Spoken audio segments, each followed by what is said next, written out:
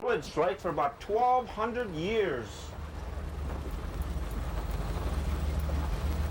Hey, is this one of my sisters right there? I got 8 of them around there everywhere. Winters pretty much consisted of caribou and supplemented with the salmon. Berry picking was a very important part on the way up to the winter grounds. The British Hudson's Bay Company came out of northern Canada, built a trading post here in the 1840s.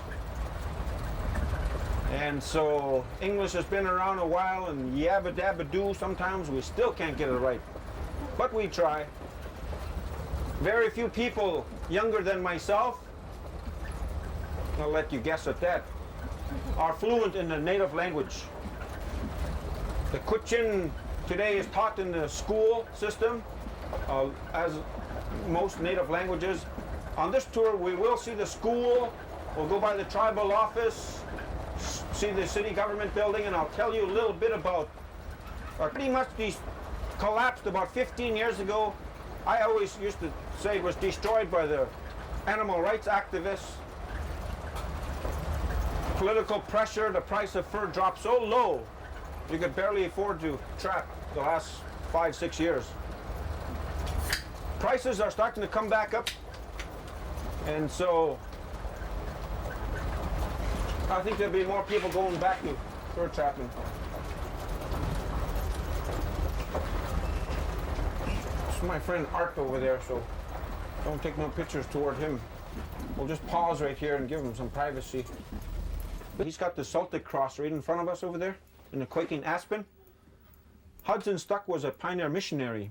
He didn't come until 1904, but he died here in 1920, and he's still here. Laying in permafrost, like a lot of villages in rural Alaska, we have burials year-round basis, regardless of weather. In my time, adulthood, I can only remember one grave digging. It was about 70 some below. But I've helped dig a grave here at 42 below. Burial next day, 52 below. What is the oldest? Our oldest marked grave only goes back to 1863. Prior to that, we believe the early native people either practiced cremation or just leaving out to the elements and wrapped, cocooned up in some animal skins, and possibly retrieved later for cremation.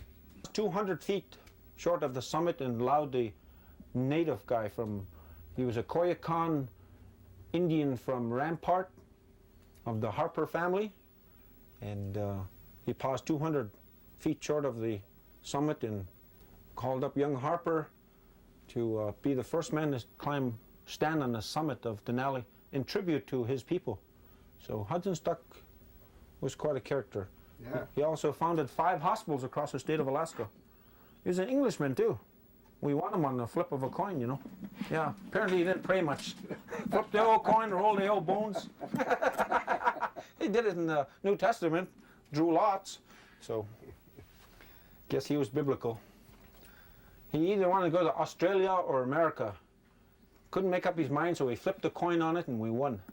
Yeah, went to Austin, Texas, Dallas, and was pretty, he spearheaded some of the early homes down there for orphaned children, and also home for unwedded mothers, which were pretty much outcasts of society in those days. Almost the norm nowadays, I guess. But was offered an archdeaconship in Alaska and came north 1904. Interesting fellow, greatly loved by the people that knew him. He was also pretty much alienated himself from the non-native population, and that his thinking was actually about 60 years ahead of his time. He started some of the first Indian rights native movements in Alaska as a non-native person himself, you know. Mm-hmm. He filed a suit against fishing. He lobbied Congress on behalf of the native people for fishing rights, which is something we don't have to this day. But he's also got a federal reserve for this community right here, try to help control alcohol abuse. And he had to fight a lot of social diseases that were introduced prior to his arrival, especially with the Klondike Gold Rush. And that pretty much from the gold rushes in Alaska, of course you had Juneau, Circle City, 40 Mile, and then finally Dawson, and then, you know, Nome, and smaller from there. Fairbanks, of course. Fairbanks is actually experiencing a gold boom right now with all their hard rock mining and open pit mining. Big time. Big industry in Fairbanks, gold mining. You gonna go up to one of the gold mines? Yeah. Oh yeah, that's good. I don't actually know if I'm going to get any gold. The only problem is the state don't get no money out of it. It ain't like the oil. Ah. Yeah, we get nothing. Something. It's only owned land they ever owned. That's it. It's theirs. Ah. Aboriginal rights were sold pretty much by a bunch of scoundrels, but Native people in Alaska have no special privileges hunting or fishing. Aboriginal rights were sold, and the term Indian country was deemed not applicable to Alaska by a Supreme Court decision. If I was in charge, I would have asked for flags to fly half-mast that day. Yeah. Too bad. Because Indian country is what gives the mainland outside Indians, reservation Indians, the federal, they come under federal law before state law. And one big area, of course, is casino gambling. Right. Yep. Yeah, we have that in Michigan. Michigan, huh? So you're pretty familiar with the fishing right fight back there. Yeah. Yeah, get pretty ugly, I heard. Yes, it does. Yeah. Very emotional and I can sympathize with both sides, and I can understand, but Fort Yukon is the only village north of the Arctic Circle on the entire length of the Yukon River. So this was always a very important stopping place. During the Klondike Gold Rush era, right in that, let's say about a 8-year peak, 60 sternwheelers were moving on the Yukon River. 60. My grandmother can recall 13 of them tied up here at one time. As soon as the main prospecting, mining traffic waned down, tourism was introduced to Alaska. Tourism started into Glacier Bay, southeastern Alaska. Then they put a railroad into Whitehorse from Skagway. Alaska Railroad was built up from Seward to Nenana in later years. The government run the railroad and also owned the sternwheeler. So they put together a tour package. And so probably thousands of tourists stopped at this village. And it's always been part of our cottage industry, making crafts. Today that pretty much moved to the city. We got such a big native population in the cities now. The native population in Fairbanks has jumped from about 1,600 to almost 5,000 in Fairbanks in the last 15 years. It's really jumped up there.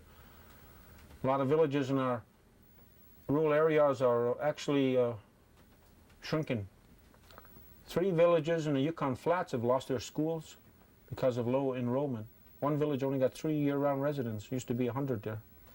You got some villages right south of here, 35 people there. Maybe there was 60 of them about 15 years ago. Smaller little settlements, no more school. Yeah. Children take correspondence courses or home studies, you know, on their own, independent ones. Oh. I just completed a 60-mile canoe trip. I arrived home last night from the next village up. Oh, and 60 miles? Yeah, 80 miles, I think. Oh. I brought down some Czechs, 6 of them. And we had a good trip. Took us a day and a half. We arrived here 7 o'clock last night. That's why one side of my face is burnt. Yukon River runs very shallow throughout the flats. Right now the water is actually raising, and I see a lot of snow in the mountains north of Circle, the next community up named Circle City. It's a gold rush town, and from there you could view the mountains. Native people from Fort Yukon are known as Gwich'ya-Kuchin, flatland people. No mountains from this can be sighted from here. 1949. 1949 ice was, and water was to the eaves of that roof. That's how high the water was here. Wow. And 26 homes got destroyed by ice in this area, crushed like pop cans. Just a mass of toothpicks. Ice kegs 10 feet thick were laying in here. In What my, is that right there? That what's where? catch something in that? Oh, those fishing wheels? Those baskets? Uh-huh. Yeah, What do you catch? fish. Those are fishing wheels. Okay. Fishing wheels pretty much introduced here after the Klondike Gold Rush. They're not native to this area, but possibly introduced from the Columbia River, northwest United States. But the basket design is sort of a native design with the sliding chute on it. We're 1,100 miles from the ocean, so we don't get salmon here until the end of June. Oh. He's been cleaning up a little bit. Everybody's getting ready for big cleanup. Let me see, this is Friday. By this week, next time, the town will be really very nice. They'll probably come down and burn this grass right here too, bring the fire truck down here. A lot of the foundations of them 26 homes that got crushed by ice in 1949 are still there. The Yukon River is constantly eroding our banks. Springtime flooding is always a risk. Thing up real good, we get ice depth of down to about 36 inches. Very rare it gets deeper, thicker than that. We don't have the water. Water's still running all winter into this part, and he's going to sue me for sure. You only have the home security boys after me. Well, he got here as a school teacher, did pretty good. Anyway, he got into politicking and intimidated his way right into the House of Representatives. He's the only congressman from the state of Alaska. I think he's on his 17th term right now.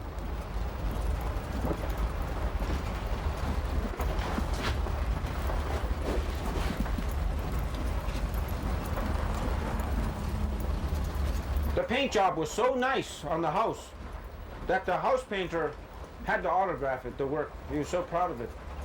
Congressman Young's home right there on the left. Better not put that on the TV. I'm serious. Kick you out right now. Yeah. We gotta treat him good. He's our hometown boy almost. Yeah. Late 50s. Ironically owned by the tribe today. And it was just for non-natives. It's been sitting in that condition for the last 3 years. The tribe has opened it up, aired out. They're gonna lift it up and move it. I think they move it down to the corner over here. That's an old trading post. That's hand-hewed logs. They don't look like it, but they are. Built in 1898 up in Circle City. This is assembled and brought down here and put back together. That's why the numbered logs. Closed in the late 60s. Picked it up. Better edit this real good. Hide this underneath your seat, Jordan. These people only got 45 minutes, you know. They got all day here. I once did a tour that took 7 hours long and had 2 very interested couple.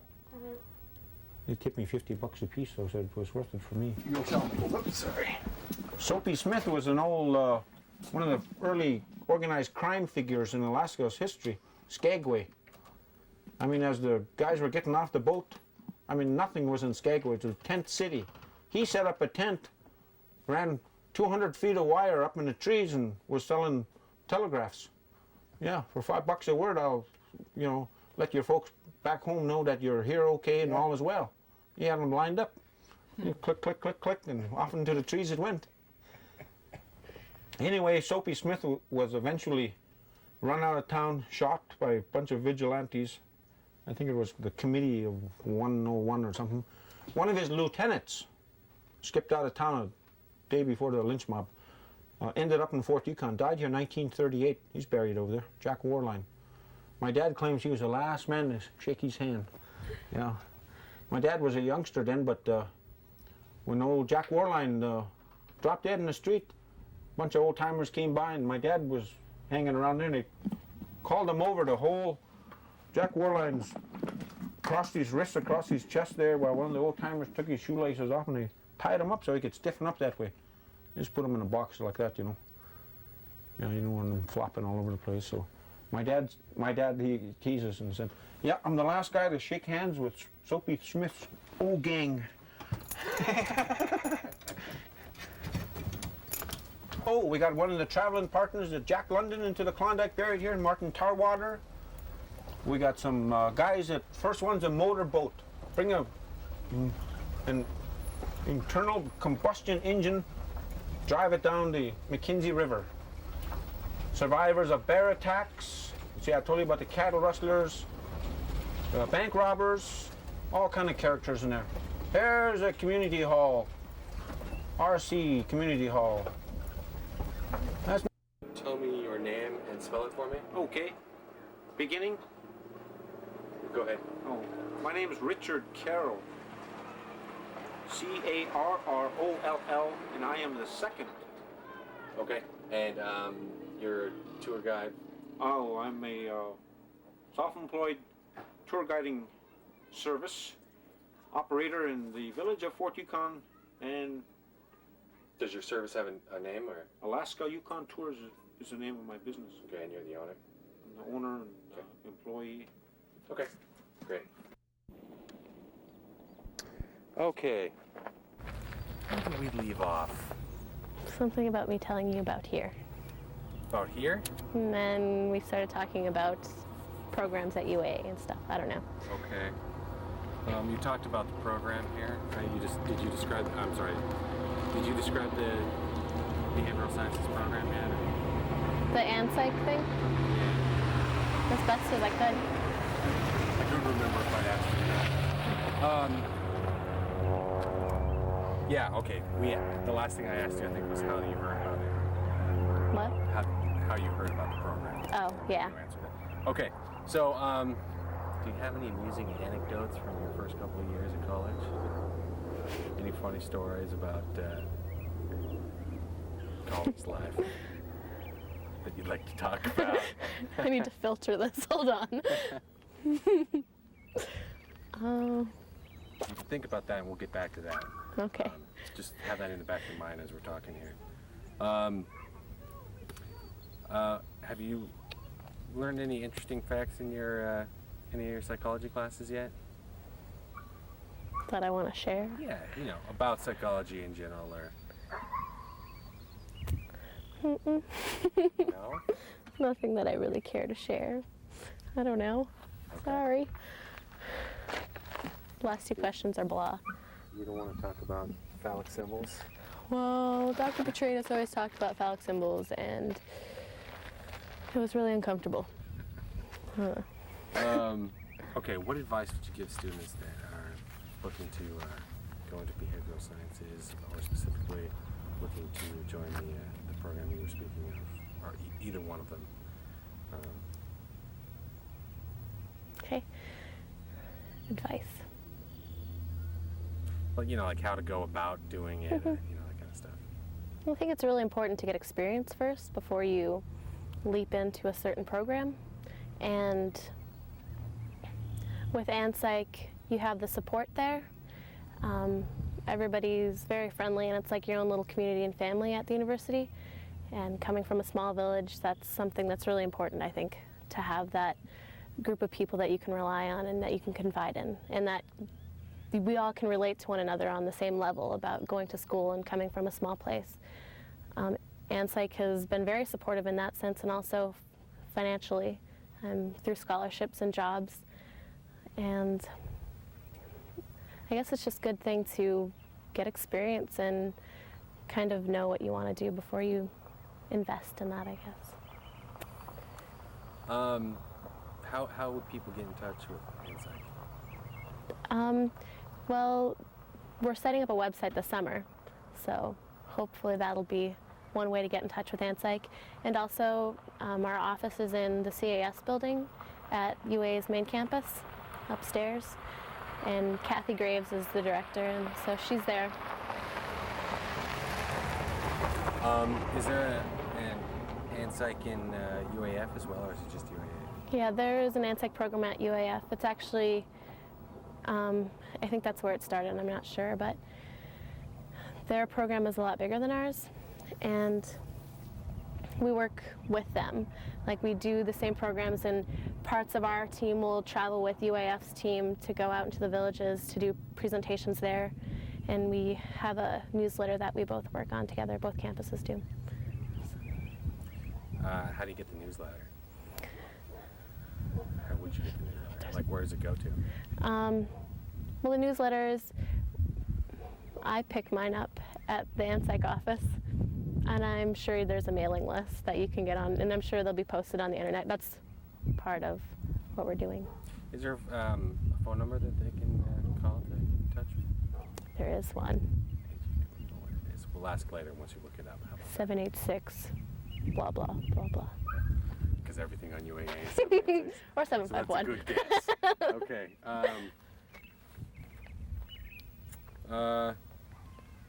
What is your favorite class you've taken at UAA so far? I really like American Sign Language. It's something that I'm interested in, so I've taken 3 semesters and I've really enjoyed all of my classes. Another one is community psychology, just because learn more about issues that are faced by the community, and that was very interesting and fun class. Great learning experience. How about your least favorite? Physics 123. I didn't finish it. Okay. Is there anything else that I didn't ask you about that you want to talk about? I think you covered everything. I did. ANSYC, Raven's Quest, psychology. Just for coverage, tell me once again what ANSYC is and what they help do. That's good stuff. Pardon? Just to describe the program again, once again for me, so that I can cut the two together. Okay.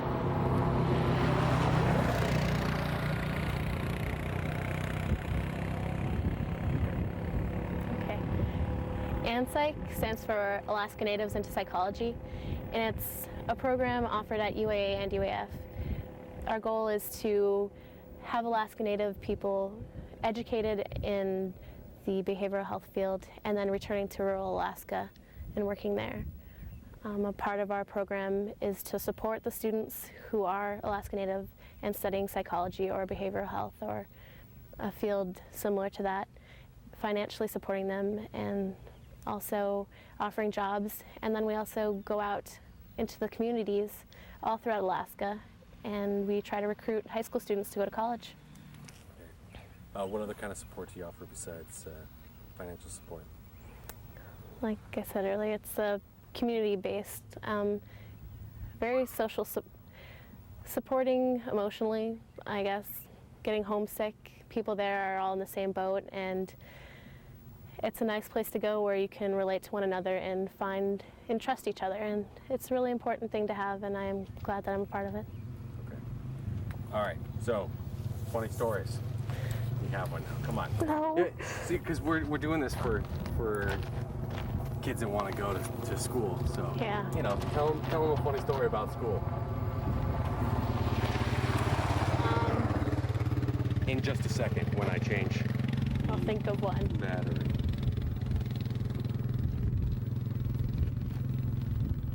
There's so many.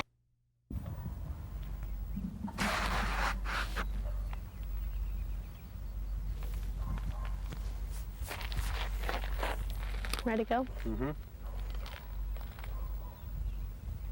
Lots of good experiences, I guess.